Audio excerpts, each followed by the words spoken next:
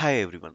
इस वीडियो में हम यहाँ पर सॉल्व करने वाले हैं टीसीएस एनक्यूटी के 13 नवंबर के सेकंड शिफ्ट के एग्जाम के क्वेश्चन को। ठीक है, तो ये जो क्वेश्चन था ये टीसीएस एनक्यूटी के 13 नवंबर को जो ऑन कैंपस का एग्जाम हुआ था 2026 बैच का, उसमें पूछा गया था ये कोडिंग क्वेश्चन। इसको हम आज सॉल्व करेंगे एंड जो मैं आपको इस वीडियो में आपको ये क्वेश्चन जो सॉल्व करके बता रहा हूँ, मैं आपको पहले ही बता देता हूँ कि ये जो क्वेश्चन है एग्जैक्ट वर्डिंग के साथ मैं आपको सॉल्व करवा रहा हूँ जो टीसीएस ने पूछी थी। प्लस इस क्वेश्चन का लेवल हाई है, मतलब ये मत समझना कि ये क्वेश्चन इजी या मीडियम लेवल का है। ये थोड़ा सा हार्ड डिफिकल्टी का क्वेश्चन है जो कि यहाँ पर 13 नवंबर को पूछा गया था सेकंड शिफ्ट के एग्जाम में। तो सबसे पहले क्वेश्चन को डिस्कस कर लेते हैं एग्जैक्ट वर्डिंग के साथ एंड उसके बाद मैं आपको अप्रोच के साथ सॉल्यूशन करवाऊंगा। ठीक है, तो जो प्रॉब्लम स्टेटमेंट दी गई थी वो कुछ इस प्रकार से थी। स्टार्ट करते हैं और make sure to like this video. और एक चीज मैं आपको और बताना चाहूंगा कि इस प्रकार का जो क्वेश्चन है ना, ये आप बोल सकते हो ये ग्रीडी एल्गोरिथम या सीपीयू शेड्यूलिंग से है। एंड टीसीएस इस प्रकार के जो क्वेश्चंस हैं प्रीवियस ईयर में काफी बार पूछते हुए आई है। So there is are chances कि इस प्रकार के कुछ क्वेश्चंस आए। सो मेक श्योर कि आप इस प्रकार के क्वेश्चंस को जरूर प्रिपेयर करके जाना। ठीक है, सो ये क्वेश्चन कहता है you are given a list of task where each task is represented by a character. After executing a task, you must wait for n time units before you can execute the same task again. This is the cooldown period. During the cooldown period, you may execute a different task or stay idle, nothing, if no other task is available. Your goal is to return the execution order of task, including idle slots if necessary. Function signature is given, example is given. ठीक है, अब ये क्या बोलने की कोशिश करते हैं इसको हम एक बार ध्यान से समझ लेते हैं। ठीक है, इनपुट आउटपुट के थ्रू एक बार क्वेश्चन को समझते हैं कि ये बोलने की क्या कोशिश कर रहा है। Triple A triple B N equals to 2, ये बोल रहे हैं। आपको एक एरे दिया है which is triple A triple B and N equals to 2। ठीक है, ये कह रहा है कि हमें टास्क को एग्जीक्यूट करना है। एक बार में एक ही टास्क एग्जीक्यूट होगा। जैसे ही वो टास्क एग्जीक्यूट होगा हमें एन टाइम्स के लिए उसको वेट करवाना पड़ेगा। एन टाइम्स जब वो वेट कर लेगा तो दोबारा से वो एग्जीक्यूट हो पाएगा। फॉर एग्जांपल, अगर हम ए को एग्जीक्यूट करवा रहे हैं तो ए जो एग्जीक्यूट होगा ना, अगर वो एक बार एग्जीक्यूट हो गया, सपोज वो वन टाइम स्लॉट पे अगर एग्जीक्यूट हो रहा है, तो वन टाइम स्लॉट पे एग्जीक्यूट होने के बाद उसको 2 यूनिट्स वेट करना पड़ेगा। मतलब सेकंड यूनिट पर वो रन नहीं कर सकता, थर्ड यूनिट पर वो रन नहीं कर सकता, वो रन करेगा फोर्थ यूनिट पर। मतलब 2 स्लॉट्स उसको वेट करना पड़ेगा। दोबारा से जो अब ए रन करेगा वो रन करेगा फोर्थ स्लॉट पर। एन का मतलब ये है कि एक बार जो टास्क एग्जीक्यूट हो गया उसको 2 स्लॉट्स वेट करना पड़ेगा, या जो भी एन की वैल्यू दी है उतना स्लॉट वेट करना पड़ेगा। ठीक है, एंड इस प्रकार से हमको एग्जीक्यूशन बताना है कि जो टास्क है उसका एग्जीक्यूशन कैसे होगा। तो देख लेते हैं एक बार। सबसे पहले आप देख रहे हो ए ट्रिपल ए है ट्रिपल पी है। सबसे पहले सपोज हमने ए को एग्जीक्यूट किया। अब जैसे ही ए को एग्जीक्यूट किया तो ए एन की वैल्यू है 2, तो ए यहां पर एग्जीक्यूट नहीं हो सकता और यहां पर एग्जीक्यूट नहीं हो सकता, मतलब नेक्स्ट 2 स्लॉट्स के लिए एग्जीक्यूट नहीं हो सकता। तो हम बी को एग्जीक्यूट कर देंगे।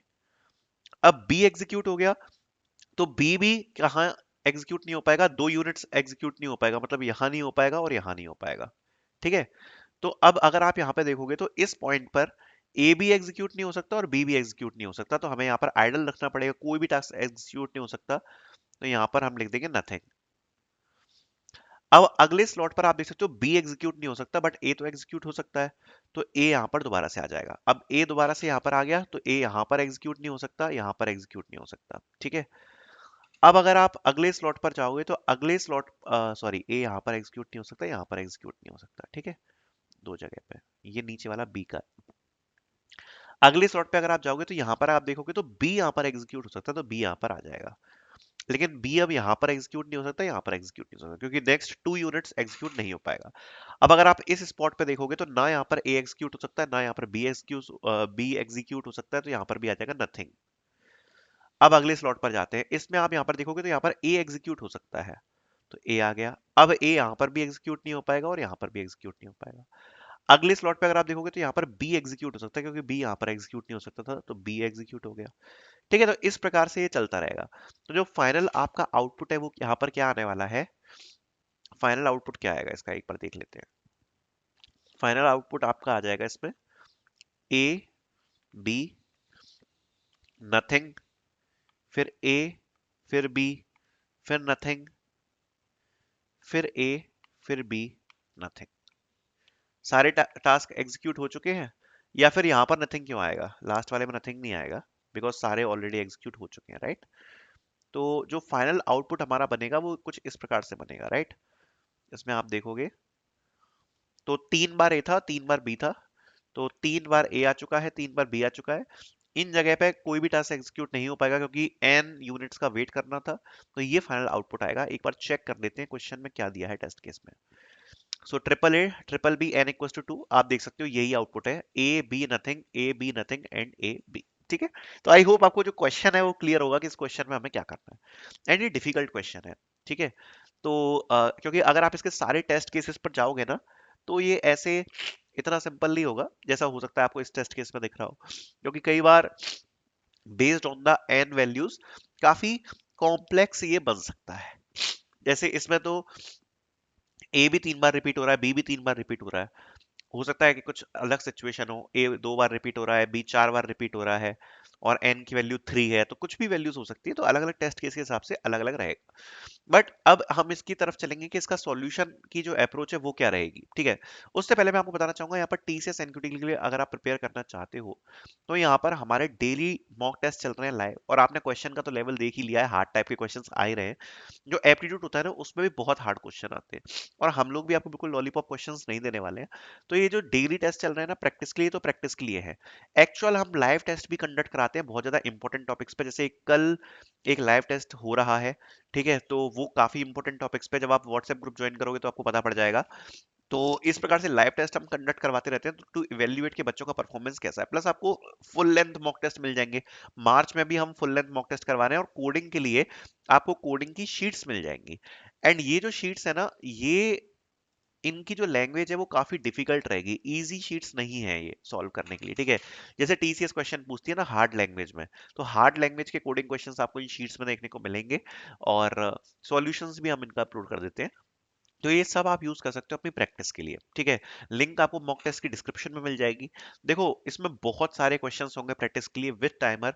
आज नहीं तो कल आप परचेज तो करोगे, मेरा नहीं करोगे, किसी और का करोगे, but the value of this test is more more more, जितना आप सोच रहे हो इस पे स्पेंड करने की उससे, बिकॉज इसमें आपको बहुत चीजें देखने को मिलने वाली है। डेली टेस्ट है, प्रैक्टिस कोडिंग शीट्स है, फुल लेंथ टेस्ट है, और मार्च में तो स्टूडेंट्स आपस में कंपटीशन करेंगे, आपस में कंपटीशन होगा, वो लोग अपनी रैंक देख पाएंगे कि उनके टेस्ट की रिपोर्ट कैसी है, कैसा उनकी रैंकिंग है, तो वो सब चीजें जो है वो स्टूडेंट्स देख पाएंगे। ठीक है, कि वो किस जगह स्टैंड कर रहे हैं बाकी स्टूडेंट्स के कंपैरिजन में।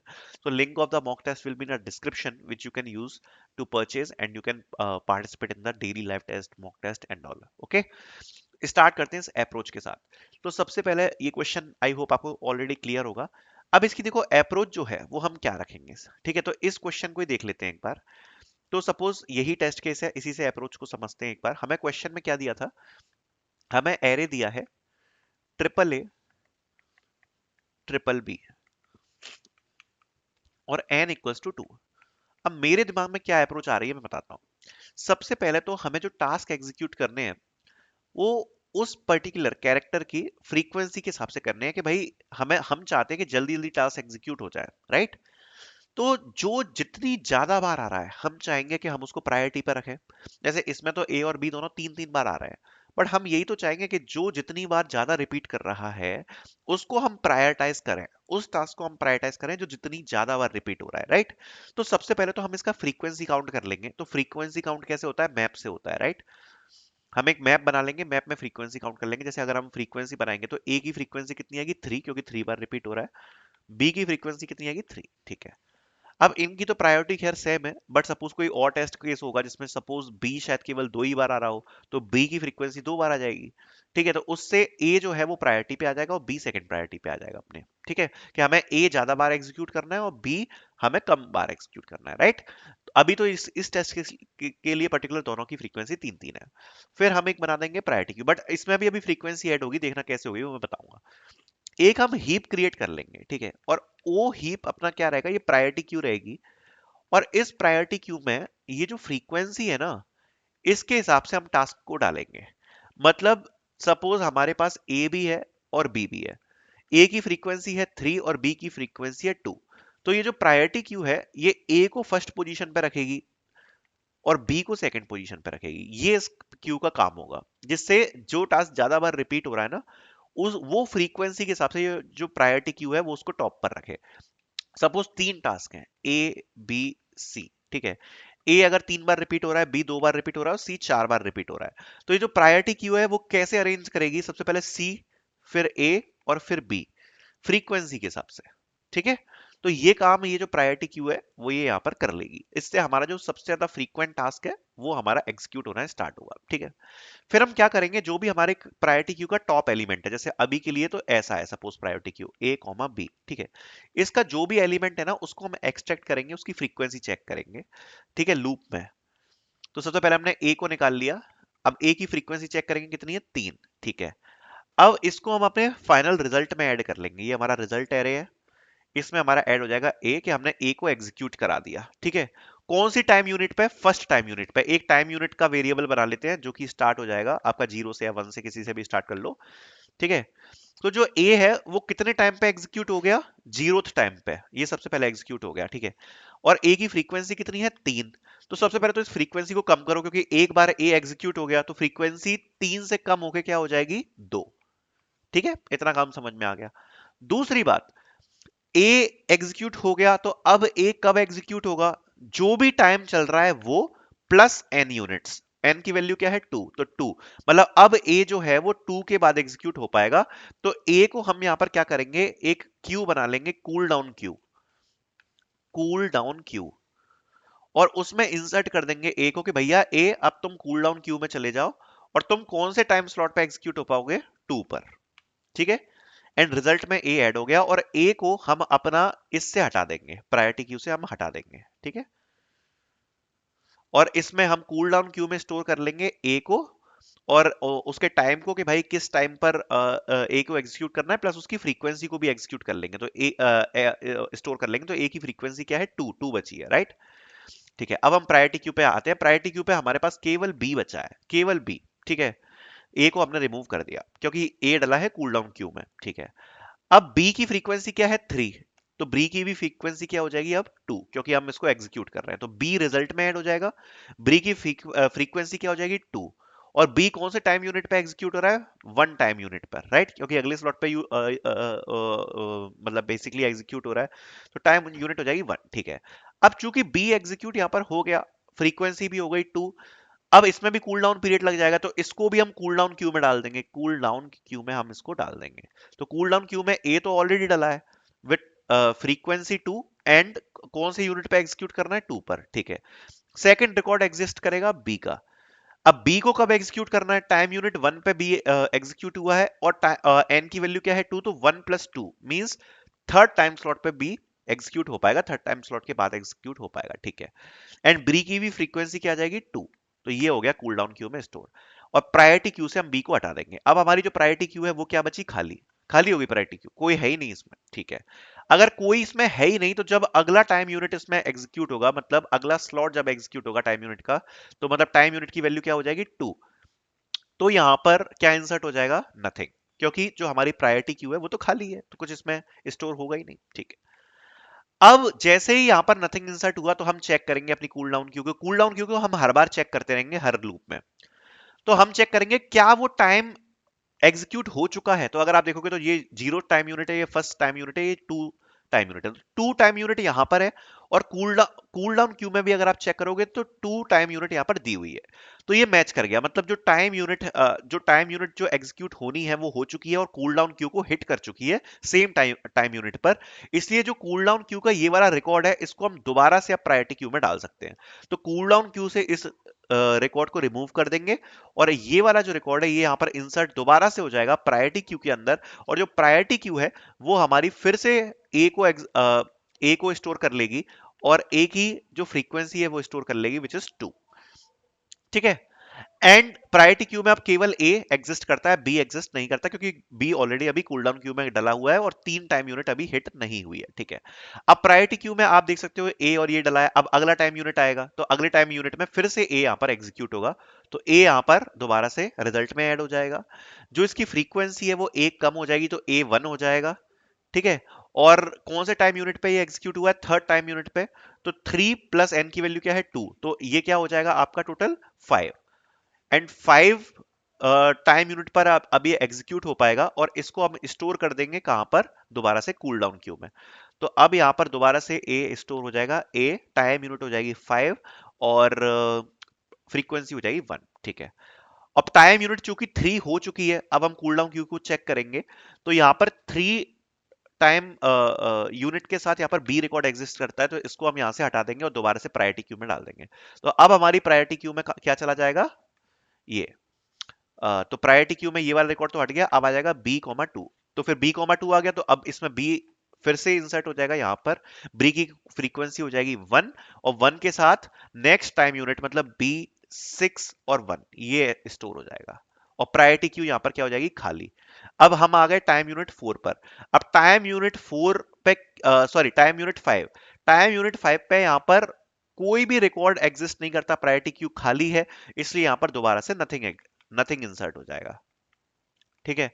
अब दोबारा से ये जो 5 है ये हिट करेगा, यहाँ पर ये चेक करेगा कि हाँ भाई रिकॉर्ड एग्जिस्ट करता है, दोबारा से ए इंसर्ट होगा और दोबारा से वही प्रक्रिया चलती रहेगी, एंड हमारा फाइनल आउटपुट आ जाएगा A B nothing and A B, ठीक है। आई होप जो टेस्ट केस है मैंने प्रॉपरली एक्सप्लेन कर दिया आपको अप्रोच के साथ, ठीक है। बहुत सिंपली अप्रोच के साथ मैंने आपको एक्सप्लेन किया है। कोड देख लेते हैं एक बार क्या बोल रहा है, ठीक है। तो सबसे पहले तो आप देख सकते हो हमने एक रिजल्ट, मैंने बताया था ना आपको, एक रिजल्ट का एरे बना लिया, इसमें हम अपना रिजल्ट स्टोर कर लेंगे। एक हमने फ्रीक्वेंसी मैप बना लिया, आपको याद है हमने फ्रीक्वेंसी काउंट करी थी कि ए की 3 है, बी की 3 है, राइट। तो एक हमने फ्रीक्वेंसी का मैप बना लिया, और इस फ्रीक्वेंसी मैप में हमने जो फ्रीक्वेंसी है उसको काउंट किया है, आप देख सकते हो। तो इस एग्जीक्यूशन के बाद जो फ्रीक्वेंसी है वो काउंट हो जाएगी, ए की 3 हो जाएगी, बी की 3 हो जाएगी, ठीक है। उसके बाद हमने एक प्रायोरिटी क्यू बना लिया, आप देख सकते हो। प्रायोरिटी क्यू में हमने यहाँ पर एक कंपेयर फंक्शन दिया है, which is a sort function, जैसे हम सॉर्ट फंक्शन में देते नहीं है ऑपरेटर्स वाले, कंपेयर ऑपरेटर्स वाला फंक्शन। तो ये प्रायोरिटी क्यू जो हमने बनाई है, इसको हमने इस बेसिस पर बनाया है कि ये डिसेंडिंग ऑर्डर की प्रायोरिटी क्यू रहेगी। डिसेंडिंग ऑर्डर मतलब जिसकी भी वैल्यू हाई है वो टॉप पे रहेगा, जिसकी वैल्यू कम है वो नीचे रहेगा। तो ये हमने एक प्रायोरिटी क्यू क्रिएट कर ली, और जितने भी मैप के रिकॉर्ड्स थे उसको प्रायोरिटी क्यू में हमने ऐड कर दिया, जितने भी मैप के रिकॉर्ड थे। तो अभी अगर आप देखोगे तो ए की वैल्यू 3 थी और बी की वैल्यू 3 थी फ्रीक्वेंसी के हिसाब से, तो प्रायोरिटी क्यू में ए सबसे ऊपर आ जाएगा, फिर बी आ जाएगा नीचे। तो ऐसी हमारी कुछ प्रायोरिटी क्यू दिखेगी, दोनों ही 3 3 पे है, ठीक है। एक हमने क्यू बना ली कूल डाउन क्यू, ठीक है। कूल डाउन क्यू हमने एक बना ली, अभी मैंने आपको बताया था ना कूल डाउन क्यू। अब उसके बाद हमने एक लूप लगाना चालू किया, टाइम की वैल्यू 0 है वहां से, और मैंने आपको बताया था टाइम यूनिट 1 पे हम एग्जिस्ट करेंगे। हम अपने लूप में चेक करें क्या, अगर हमारा प्रायोरिटी क्यू जो है अगर वो एम्प्टी है और कूल डाउन क्यू भी एम्प्टी है, अगर दोनों एम्प्टी है मतलब हमारा जो लूप है वो पूरा एग्जीक्यूट हो चुका है। अगर दोनों एम्प्टी नहीं है मतलब किसी ना किसी में कोई ना कोई रिकॉर्ड एग्जिस्ट करता है।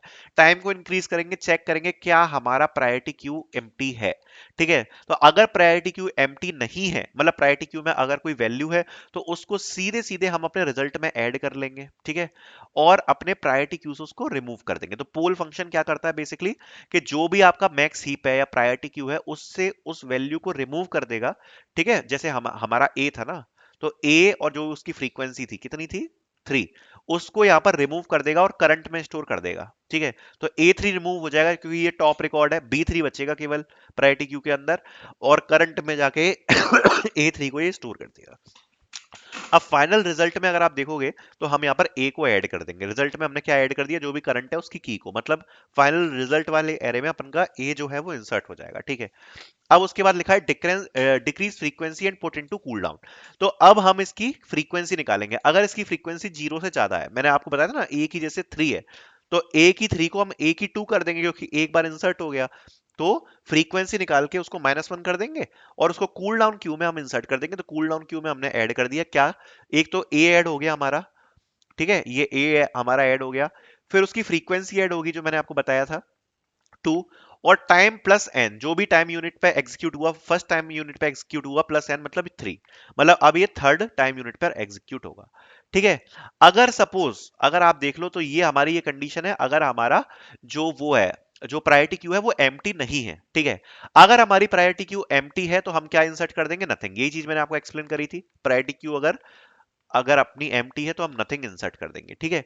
उसके बाद हम क्या चेक करेंगे, कूल डाउन क्यू, राइट, कि कूल डाउन क्यू का टाइम मैच कर रहा है क्या, टाइम हिट कर रहा है क्या, यही चीज तो हमने डिस्कस करी थी। तो हम चेक करेंगे अगर कूल डाउन क्यू एम्प्टी नहीं है, और अगर कूल डाउन जो भी हमारी कूल डाउन क्यू है उसका जो भी टाइम यूनिट है, टाइम यूनिट, क्योंकि टाइम यूनिट क्या है, थर्ड रिकॉर्ड पर एग्जिस्ट करता है, राइट? तो zeroth index, one index, two index. Zeroth index पे हम कैरेक्टर को स्टोर कर रहे हैं, फर्स्ट इंडेक्स पे उसकी फ्रीक्वेंसी स्टोर कर रहे हैं, और जो सेकंड इंडेक्स है उस पे हम उसका टाइम यूनिट स्टोर कर रहे हैं। अगर वो मैच कर जाता है टाइम से, तो हम क्या करेंगे, उस रिकॉर्ड को बेसिकली रिमूव करेंगे और अपने जो हीप है उसमें ऐड कर देंगे, सिंपल। लास्ट में हम अपने रिजल्ट को रिटर्न कर देंगे। तो आप देख सकते हो, this will be the code जो पूरा का पूरा मैंने एक्सप्लेन किया था। ठीक है, आई होप आपको मजा आया होगा। बाकी आपने लेवल देखा होगा किस लेवल का क्वेश्चन है। मुझे तो बड़ा मजा आया इसको पढ़ाते हुए। एंड जैसा मैंने आपको बताया कि अगर आप टीसीएस एमक्यूटी के मॉक टेस्ट में अगर आप पार्टिसिपेट करना चाहते हो, प्रैक्टिस करना चाहते हो, तो आप मॉक टेस्ट को परचेज कर सकते हो, link will be in the description. And thank you so much for watching this video.